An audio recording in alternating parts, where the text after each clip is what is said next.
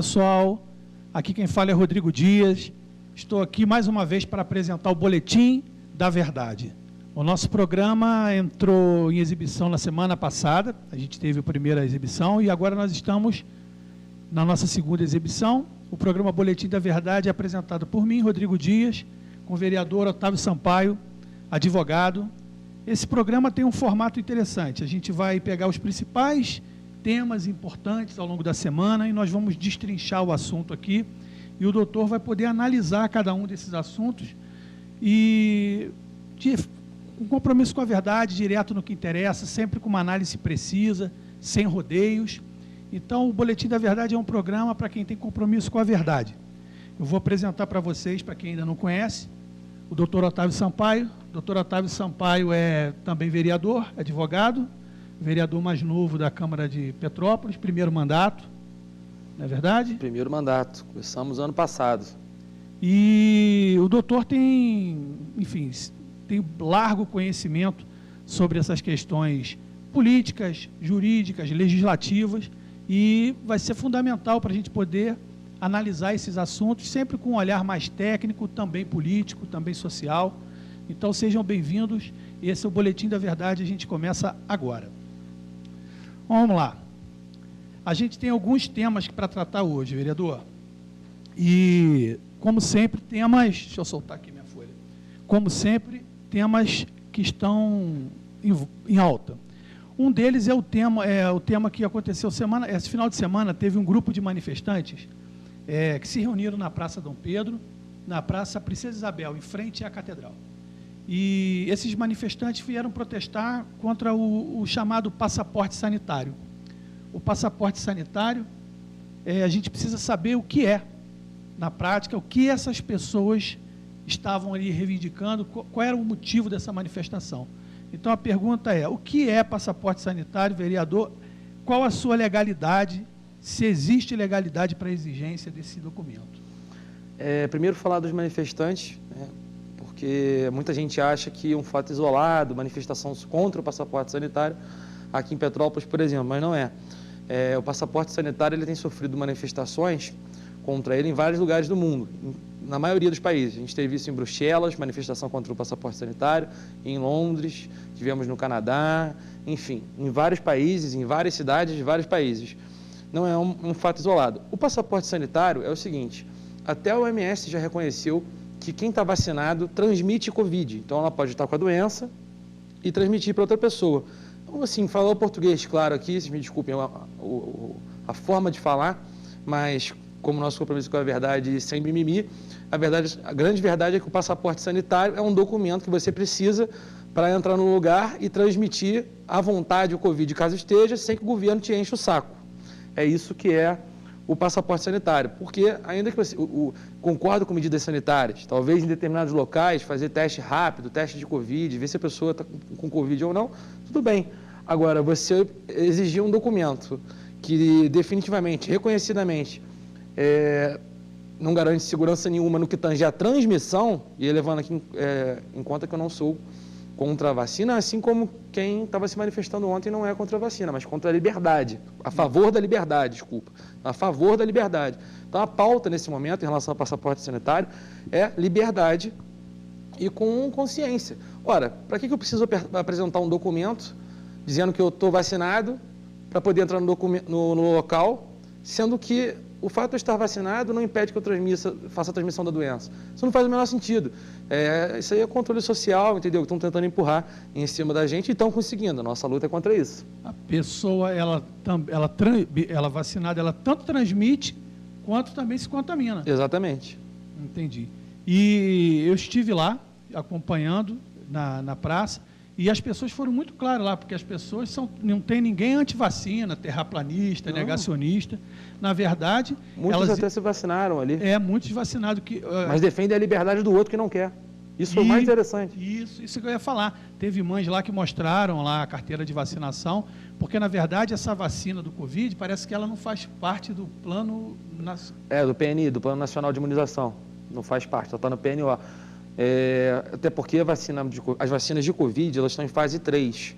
Toda vacina passa por essas fases. E a fase 3 é uma fase que ainda se considera que ela é experimental. Entendi. Então, o que é um absurdo se obrigar não estou dizendo que a vacina não funciona ou que funciona, tá? Só defendo a liberdade das pessoas de não serem obrigadas a tomar uma vacina que ainda tem fase experimental. Porque as vacinas que são obrigatórias, aquelas vacinas que sempre exigiram na escola, que os pais, quando vão matricular os filhos, levem a carteirinha de vacinação, essas vacinas são essas vacinas que já estão no estágio 4, que já estão no Plano Nacional de Imunização. Vacina para a Covid ainda não chegou lá. Ela está no estágio 3 e ela não é obrigatória. Exato. Ela não consta no PNI e ela não concluiu ainda realmente o trâmite normal de uma vacina. Não concluiu. Quando concluir, pode ir para o PNI. Esses pais querem exercer o seu direito de não vacinar os seus filhos enquanto essas vacinas não chegarem no mesmo nível das vacinas que todo mundo já conhece há muitos anos. É isso. Na prática, a gente bater nesse papo aqui, você vê que o assunto é bem simples, não tem polêmica em cima disso. Tem muita gente interpretando isso errado, mas é uma questão de liberdade. Liberdade, e a gente explicou aqui de uma forma bem tranquila do que se trata. Perfeito. Mas aí a velha mídia, a mídia antiga, fica impondo medo nas pessoas, fazendo aquela lavagem cerebral e causa essa confusão toda sem necessidade. A gente aparece aí para tentar esclarecer. Vamos que vamos. Perfeito, perfeito. Então, beleza, pessoal. Vamos avançar agora para a próxima pergunta, próximo tema. Também tem um pouco a ver com a vacina. É que o ex-presidiário e ex-presidente da República, o Lula, recentemente ele esteve na televisão fazendo um comentário sobre o direito que as pessoas têm de não se vacinarem. Segundo o presidente, as pessoas têm o direito de não se vacinarem. Porém, ele deseja trancar essas pessoas não vacinadas, segregar essas pessoas do convívio social. Ou seja, na verdade, o que ele quer é impor, através do medo e através do controle da vida dessas pessoas, para que essas pessoas se vacinem. Qual a sua opinião com esse comentário do ex-presidiário? Pois é, o que a gente nota é essa pegada totalitária do ex-presidiário e do Lula, que é a mesma pegada de Fidel Castro, sei lá, tipo, pegar Mussolini, que é uma pegada totalitária, é uma pegada que ele quer cercear dos seus direitos, nesse caso, direitos naturais, como direito à liberdade, direitos que são inerentes à nossa condição humana. E a gente nota que a intenção do ex-presidiário Lula é realmente prender dentro de casa e tirar todas as liberdades que você possa, desde que você faça, caso você não faça o que ele quer. Ele postou no Twitter exatamente a frase assim: quem não quer se vacinar, que fique trancado em casa. Isso dá altos indícios de que ele, caso fosse eleito presidente, poderia sim fazer uma imposição absurda como essa, e você que não vacinou seu filho por algum motivo, ou tem até um laudo que não pode se vacinar. Nós temos um amigo aqui em comum, eu e o Rodrigo, que tem uma doença, tem uma síndrome de Crohn, e o médico indicou: olha, melhor você não se vacinar. Um laudo. E aí esse cara ia ter que ficar preso dentro de casa. É esse tipo de medida que nos preocupa em relação ao Lula e em relação a todos esses amiguinhos totalitários que ele tem. É esse absurdo aí, a gente não pode deixar acontecer. Depois que tiraram a sua liberdade, só vocês repararem nos países como Venezuela, Cuba ou qualquer outro país que passou por uma onda ditatorial, quando tiram a sua liberdade, é muito difícil você conseguir de volta. Cuba está aí, até hoje não conseguiu recuperar, já tem não sei quantos anos da Revolução de Cuba, uns 70, 80 anos da Revolução Cubana, e até hoje eles não conseguiram resgatar a sua liberdade. Venezuela vai pelo mesmo caminho. Depois de perder a liberdade, meu amigo, já era. Tomem muito cuidado com isso. Perfeito. Agora a gente tem um próximo tema aqui que eu vou até inverter para a gente já continuar na mesma tocada aqui. Que a gente tem ouvido muito falar sobre regulação e controle social da mídia, que é uma palavra muito bonita. Controle social. Aí as pessoas escutam isso, controle social significaria controlar, assim, o povo controlando, socialmente uma determinada coisa. O que significa controle social da mídia, que o ex-presidiário Lula, toda semana dá uma entrevista falando que vai fazer o controle social da mídia? Pois isso que o Lula faz, e ele já queria fazer antes, quando a Dilma estava como poste dele, ele já queria que a Dilma fizesse isso, já se falava desse assunto lá na época da Dilma. E agora o Lula resgata esse assunto, que é a desregulação das mídias. Antes eles estavam chamando de democratização das mídias. Cuidado que quando esse pessoal fala em democratização, assim, em tese o cara falou democratização, coisa bonita, democracia, coisa boa. Mas quando esse tipo de gente fala, igual o Lula, em democratização, esconda a sua carteira, tá? fecha a porta de casa, porque algo ruim vai acontecer. Então, hoje eles chamam de regulamentação da mídia. A regulamentação da mídia é nada mais do que censura. Ele quer ir lá nas redes sociais hoje, que ainda tem algum ponto de liberdade para você se manifestar, e ir lá e cercear isso. Ele quer controlar o que você pode dizer ou não nas suas mídias sociais. Ele quer controlar o que o jornalista vai dizer ou não em suas redes sociais. Então é isso que ele fala quando está falando em regulamentação de mídia. Ele quer controlar o que você fala, o que o jornalista vai falar. E aí entramos novamente no mais um ponto de restrição da liberdade, que é censurar, né? É isso que esse presidiário quer. Na verdade, é nome bonito. Exatamente. Para coisa ruim. Por exemplo, eu escuto muito esse pessoal que é esquerda, que feminista, falar de direitos reprodutivos da mulher. Na verdade, é aborto, né? Sim. Pois é. Eles usam muito bem as palavras para tentar manipular as pessoas. Falar, nós somos a favor dos direitos reprodutivos das mulheres. Aí todo mundo embarca nessa. Sim. Né? E a gente vê até pessoas que são cristãs, que são evangélicas, católicas, muitas vezes votando em candidatos que vêm com esse discurso disfarçado, dissimulado, e, na verdade está propondo fim da liberdade, está propondo aborto, enfim, coisa que a sociedade brasileira, de forma geral, esmagadoramente... É verdade. Quando você viu o nome é bonito, mas quando você vai ver o que é na prática, que é bem... O socialismo é isso, né, inclusive, né? Até o nome do partido, né? O partido tem um partido que se chama PSOL, que é Socialismo e Liberdade. Não dá para você ter que escolher.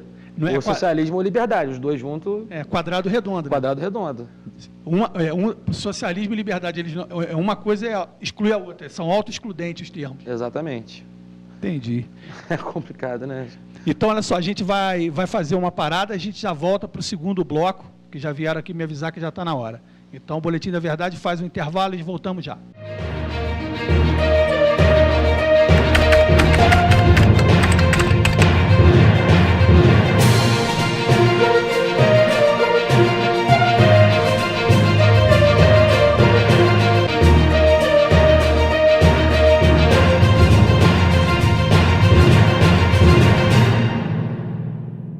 Falta pouco para que todos os petropolitanos maiores de 12 anos estejam vacinados com a primeira dose. Mas se por um lado a economia e o turismo começam a melhorar, por outro, não podemos relaxar. Se voltar ao normal é bom, continuar se cuidando é ainda melhor. Estamos no caminho certo e o melhor está por vir, mas precisamos do seu melhor. Proteja-se e retorne para a segunda dose. Não podemos deixar os cuidados de lado. Prefeitura de Petrópolis, vacinando para um futuro diferente.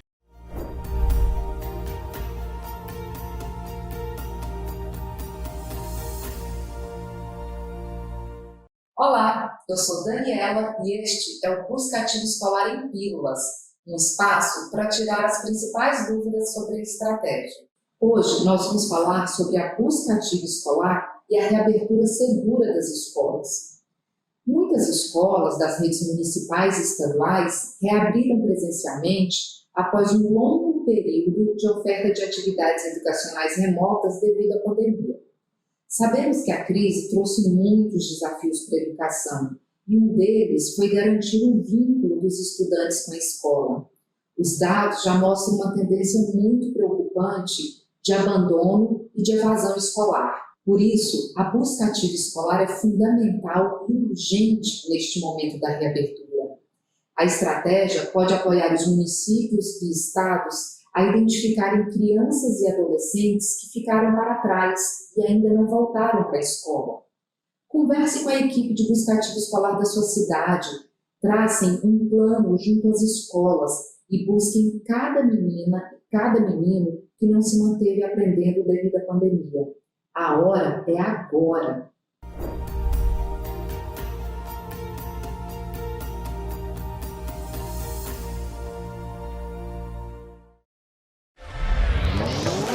Águas do Imperador cuida do saneamento de Petrópolis desde 1998 e os quase 170 milhões investidos fizeram da cidade a segunda melhor em saneamento no estado do Rio de Janeiro, de acordo com o Instituto Trata Brasil. Com muito planejamento e trabalho, mais de 60 milhões de litros de água tratada nas 7 estações existentes são distribuídos para a população, A partir de dezembro de 2021, com a conclusão da ETA Araras, serão mais 9 milhões de litros de água disponibilizados por dia.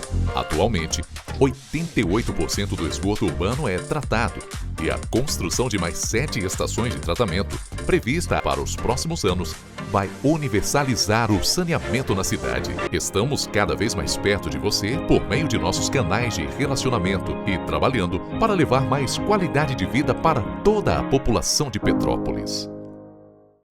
Para cuidar dos que precisam e recuperar a esperança da nossa gente.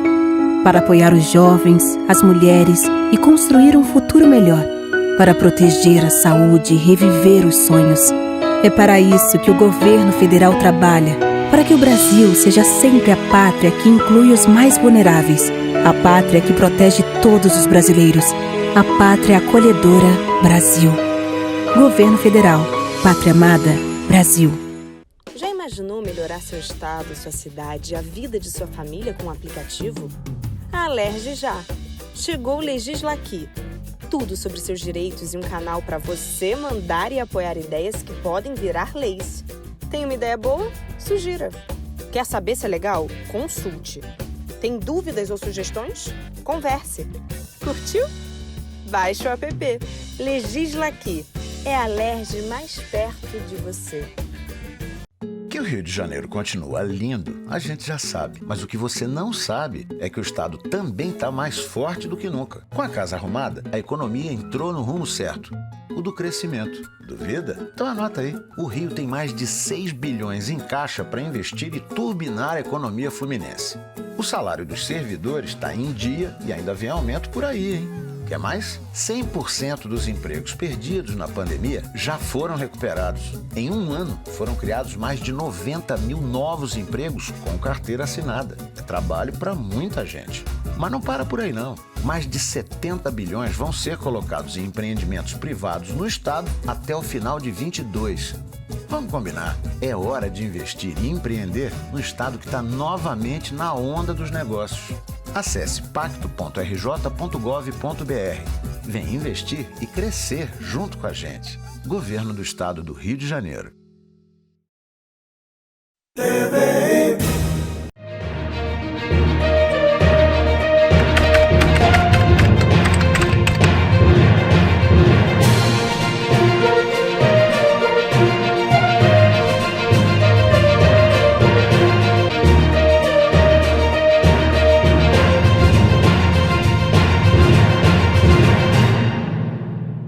Olá pessoal, retornamos do comercial, o Boletim da Verdade segue agora no segundo bloco, para a gente continuar analisando matérias, temas importantes que impactam na nossa vida, no nosso dia a dia, coisas que acontecem muitas vezes no nosso município, muitas vezes no nosso estado e às vezes até nacionalmente ou fora do Brasil. Sempre com uma análise precisa do Dr. Otávio Sampaio. Dr. Otávio Sampaio, que é o vereador mais novo de Petrópolis, advogado, um militante pela liberdade. Certo, essa aí é a pauta número 1, liberdade. Cristão e vascaíno. Vascaíno. Só sofro, estou acostumado, é minha forma de martírio. Entendi. Vascaíno é isso aí. Então vamos continuar o nosso programa, vamos avançar agora na próxima pauta. A próxima pauta fala sobre as próximas eleições presidenciais. O senhor, como é vereador, legislador, está acostumado com esse ambiente político, partidário, inclusive. A gente está diante das próximas eleições e a gente vê o pessoal falando o nome de políticos sujos, que já foram presos, que tem uma ficha absurda de crimes cometidos, de coisas erradas, enfim.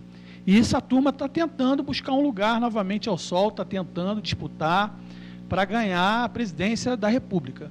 E a minha pergunta é, existe terceira via, realmente, o que esse pessoal está querendo fazer? Isso é lenda urbana? O que é isso? Explica para a gente. Então, uma terceira via, é claro que é sempre legítima, né? Qualquer candidatura é legítima, cumprindo todos os requisitos que são previstos em lei, enfim, não tem erro, uma terceira via pode ser legítima. Agora, na prática, a gente não tem terceira via. Não tem terceira via. Quando você pega pesquisas, acreditando nelas ou não, mas algum nível de seriedade, ainda que seja baixo, ali você encontra nas pesquisas.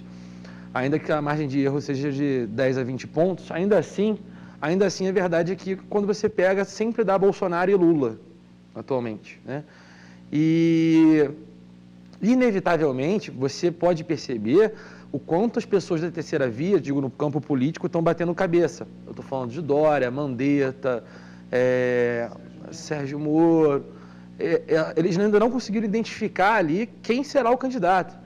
Então, assim, aí está o Ciro lá, a hora o Ciro bate no Lula, a hora o Lula já está chateado com o Ciro, depois o Ciro xinga a presidente nacional do PT, então como é que esse cara vira uma terceira via quando ele já está totalmente isolado? Se ele é isolado tem só 2%, ele não é terceira via, o Moro com rejeição enorme também. Enfim, essas figuras, Ciro Gomes, Sérgio Moro, Dória, Mandetta, e ainda que uma direita legítima estivesse tentando colocar um candidato, também não seria uma terceira via, porque não conseguiria entrar, ou um centro-direita, ou um centro-esquerda, não conseguiria entrar para disputar. A gente só tem duas vias aí. A gente tem a via do Bolsonaro e a via do Lula. Assim, as pessoas vão ter que escolher entre esses dois, isso é inevitável. E ainda que seja um sonho de muitas pessoas, e a nossa intenção aqui é sempre mostrar a verdade, são sonhos das pessoas, e é legítimo que a pessoa sonhe com uma terceira via, também é legítimo, mas a verdade é que a gente não tem terceira via. Entre Bolsonaro e Lula. E a gente começa a ver coisas meio bizarras, assim. Por exemplo, agora a gente tem visto o Alckmin querendo ser vice do Lula. Antigamente a revista Veja e a grande mídia, a mídia velha, né, retratava o Alckmin como se fosse o inimigo do Lula, o perigo para o PT, Alckmin. E aí hoje o cara é candidato é um dos possíveis candidatos a vice-presidente, né, ao lado do Lula. O Brasil não é para amador, gente. Porque para pensar, a gente vai ter provavelmente nas próximas eleições um ex-presidiário disputando a eleição com o juiz que o prendeu. É o descondenado, né? É o descondenado. Ele é o descondenado, porque o Lula está solto, ele não foi absolvido de nada. Sim. Deram o famoso jeitinho para poder fazer com que ele ficasse solto, para representar essa turma toda aí que a gente já conhece, desse passado triste do Brasil. Ele não foi absolvido de nada, é sempre assim, as penas prescrevem, falta ter um erro material no processo, é sempre um migué, para garantir o barba no jogo.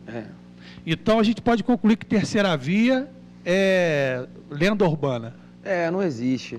Eu entendo, eu até gosto de reiterar isso aqui para não ficar mal interpretado. Eu entendo a pessoa que quer uma terceira via, porque está descontente. É legítimo, está descontente com um candidato, descontente com o outro, né? Dizendo aqui Lula e Bolsonaro, descontente com um, descontente com o outro, queria mais um nome. Mas a verdade se impõe. A verdade é que não tem terceira via. Eles estão tentando construir já há muito tempo, falta pouquíssimo tempo para a eleição, o dia do voto da urna em outubro, e nós estamos já no final de fevereiro, e eles ainda não conseguiram sequer assim, se voltar em torno de um nome para ser essa terceira via. Então o jogo da suposta terceira via está tão bagunçado que a terceira via literalmente não existe, porque eles mesmos não decidiram quem seria a terceira via. Então esquece, é Bolsonaro e Lula, a disputa é essa. E aí a pessoa que não fica satisfeita com nenhum desses dois nomes, não se sente representada, né, plenamente representada, vai ter que tomar uma decisão, porque a abstenção, nesse momento, não existe, porque se a pessoa que se abstém, ela está favorecendo ou a volta de um presidente que foi condenado, né? É difícil. Vai ser difícil. É difícil. Inclusive, deixar um recado aqui, eu não vou dizer a data, justamente para as pessoas fazerem isso correndo, porque se eu colocar aqui o prazo para as pessoas se regularizarem, elas vão esperar até o prazo. Eu sei que coisa de brasileiro. Eu, quantas vezes na minha vida, já não fiz isso. E de vez em quando faço até hoje. Espero o dia do prazo. Então, eu não vou dizer a data do prazo, tá? Eu vou dizer que é curto para quem não se regularizou após não ir votar na eleição de 2020 em Petrópolis. Vamos lá. A gente teve um segundo turno entre o Bernardo Rossi e o Rubens Bom Tempo. Muita gente, descontente com os dois, falou, olha, eu não vou nem votar. Beleza, nisso que você não foi votar, e aí isso naturalmente gerou uma irregularidade no seu título, e para você votar esse ano, você tem que regularizar isso aí. Então, compareça ao cartório TRE, a gente tem ali perto Na rua que a gente, da Catedral, é Ipiranga. Avenida Ipiranga? Avenida Ipiranga, eu confundo ali com Queller, as duas ruas são muito bonitas. Ali na Ipiranga, próximo ao Colégio Bom Jesus, tem lá o cartório, tem lá o cartório da Justiça Eleitoral. Você vai lá e diz, olha, eu não votei e quero me regularizar. Tá? Tem prazo isso. Não vou dizer a data do prazo aqui não, que é para ver se vocês vão amanhã, porque é muito importante que votem. Entendi. Então, beleza. É isso aí, pessoal. Vamos evitar filas, vamos com calma. Independente da sua decisão, é importante a gente participar. Democracia é isso aí. Agora, se você vai votar no Lula e não votou no Bom Tempo e nem no Bernardo Rossi, você fica aí livre para não se regularizar. Tá tudo certo, tá? Não tem essa obrigatoriedade para você. Vamos lá. Vamos avançando agora para a próxima pauta. Isso aqui é uma maluquice. Isso aqui, quando eu vi, eu não acreditei. Eu falei, eu vou botar isso lá no programa. Eu quero que o doutor dê uma analisada, porque o doutor está acostumado com isso, é advogado, está acostumado a frequentar esse ambiente de delegacia, enfim. Isso aqui é um absurdo. Teve uma deputada federal do PSOL, esse partido maluco que a gente está falando aí, que é socialismo e liberdade, são duas coisas que não existem juntas, coexistem, uma coisa exclui a outra. Essa pessoa fez um projeto de lei que, na prática, ele legaliza o crime. Eu li, o senhor vai me explicar, mas pelo que eu entendi é o seguinte, se a pessoa roubar, mas não roubar muito, está tranquilo.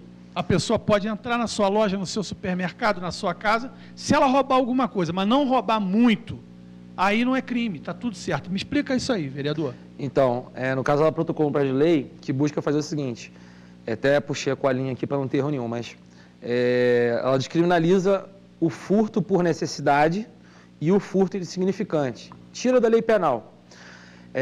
Isso deixa de ser crime, né?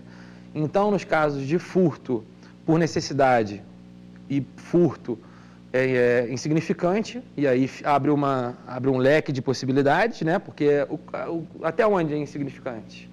Até onde é por necessidade? Né? E aí, na prática, você está sim descriminalizando o furto dessa forma. E aí eu posso dizer para vocês que houve um exemplo parecido. A gente tem um exemplo de pessoas de lugares que já aplicaram isso. Vou citar um, que foi Califórnia. Na Califórnia, a lei penal deles ficou da seguinte maneira. Eles tiraram de crime e virou contravenção, o furto. E aí, até $950 não era considerado crime. Então, se você furtasse até $950, não necessariamente em dinheiro, mas em valor de bem que você furtou, somando os valores dos bens que você furtou, não era considerado crime.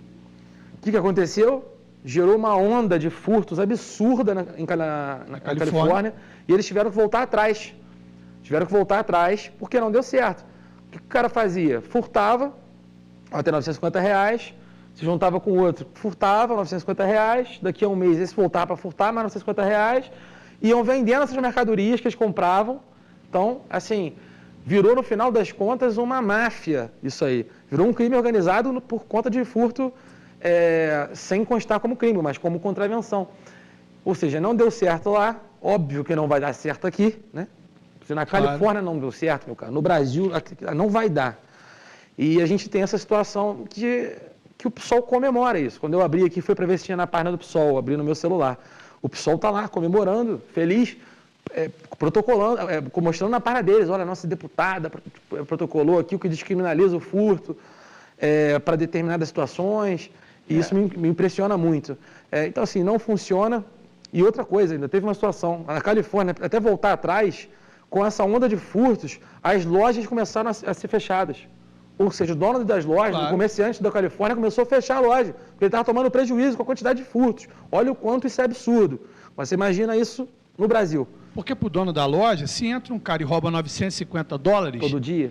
Não, se entra 10 pessoas, ele perdeu $9.500. Sim.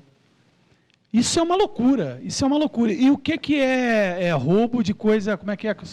Furto insignificante e furto por necessidade. Por exemplo, insignificante. Se você rouba um celular, um juiz pode falar que é insignificante. Agora, se esse celular for o meio de trabalho de um motorista de aplicativo. Pois é, não é insignificante, né? é fundamental para qualquer pessoa que usa o celular para trabalhar, hoje muita gente usa. Então, isso é uma loucura, e só para fazer um parênteses aqui para contextualizar, Sim. A Califórnia é administrada por políticos que têm o mesmo pensamento que o pessoal dessa deputada aí, que é de esquerda. Do Lula, exatamente. É por isso que foi aplicado exatamente nesse estado. Exatamente. Ah, então perfeito. No Sul, jamais, por exemplo. Não ia As dar. áreas governadas por prefeitos e por governadores republicanos, jamais. Então, beleza, a gente está terminando, mas ainda tem mais uma pergunta que eu gostaria de fazer antes de finalizar, que é sobre esse último decreto que foi feito pelo prefeito, sobre o retorno das escolas. Gostaria que o senhor falasse um pouco sobre o que esse decreto se corrige, o que ele realmente decreta, e, enfim, que o senhor desse um panorama geral e falasse até, inclusive, do próprio decreto, que foi uma novidade que aconteceu aí esses dias. Vamos falar disso, acho bacana e me orgulho do que eu pude fazer. Então, o prefeito Rubens Bom Tempo havia colocado um decreto que não permitia o retorno das crianças à escola e não permitia, entre 5 a 11 anos, teria que estar vacinadas, enfim. Um decreto totalmente absurdo, também postergava o retorno das aulas. E aí tem uma ferramenta que tem previsão na Constituição Federal e tem previsão no regimento interno da Casa, que se chama decreto legislativo. Decreto legislativo é um decreto que um vereador pode propor quando o prefeito, por meio de decreto, extrapolou as suas atribuições. Então, nesse decreto que o Rubens havia feito, ele extrapolou as atribuições dele, eu, como vereador, fiz uso do regimento interno da Câmara e da Constituição Federal, propus um decreto legislativo para derrubar o decreto do Rubens. E daí onde que eu me orgulho sobre isso? A gente procurou, nos arquivos históricos da Câmara e tudo mais, nunca foi, pelo que a gente encontrou pelo menos, nunca foi feito um decreto legislativo por um vereador para cassar um decreto de um prefeito. O meu é o primeiro da história. Então, aí, após o meu primeiro ano de mandato da minha vida, protocolei o primeiro decreto legislativo da história da Câmara de Vereadores, pelo que tudo indica. E isso muito me orgulha, até porque isso pesou muito para que o prefeito Rubens Bom Tempo, voltasse atrás. Ele voltou atrás, claro que com participação do Ministério Público também, acredito que todos, pais e mães, pais que se manifestaram, todos nós somamos forças, né? E aí, como é que está agora, né? O prefeito Rubens Bom Tempo não postergou mais as aulas presenciais das escolas e também matou a obrigatoriedade de vacinação nas crianças. Ou seja, o que ele colocou ali? Que a carteira de vacinação vai ser pedida, então vão pedir a carteira de vacinação do seu filho, sim, inclusive sobre Covid, mas caso ele não tenha se vacinado por Covid, mesmo assim ele poderá frequentar as aulas. Essa foi o último decreto do prefeito Rubens Bom Tempo, então fiquem tranquilos quanto a isso, porque esse problema, a princípio, está resolvido. E é claro que se ocorrer algum tipo de segregação, discriminação com qualquer aluno que não esteja vacinado, me procurem, eu estou à disposição, tem lá minha página no Instagram, no Facebook, Octávio Sampaio RJ, e estamos à disposição. Mas assim, graças a Deus, que criança na escola que é o lugar dela, está funcionando.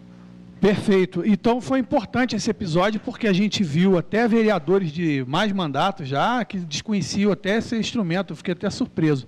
Agora o que é mais legal é o seguinte, na democracia, pessoal, existe um sistema de freios e contrapesos e esses sistemas precisam funcionar. Porque senão nós vamos ter um prefeito às vezes tirânico, né? Ou a gente vai ter um poder legislativo que não fiscaliza.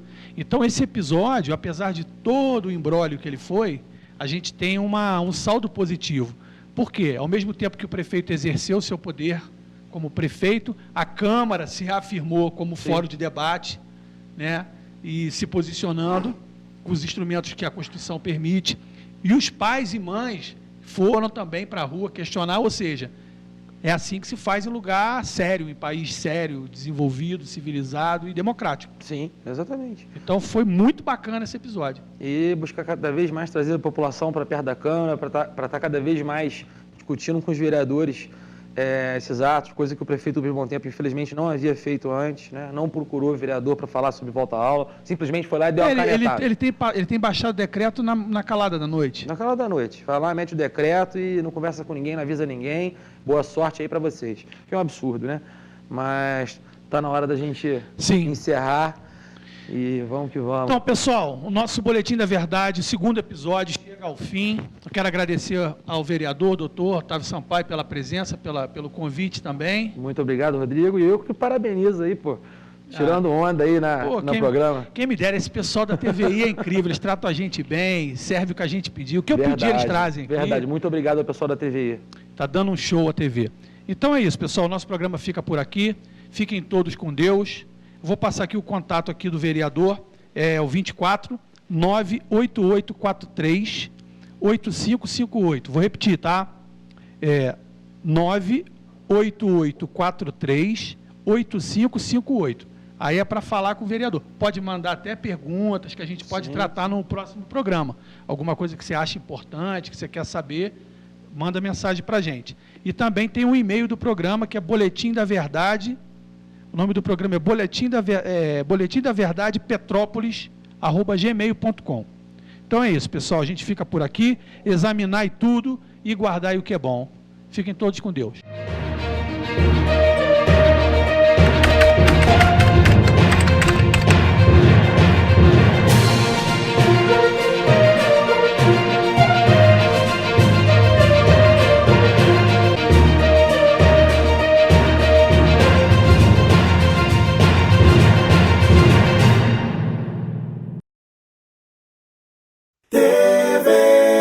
TVI, a TV que mais fala de Petrópolis.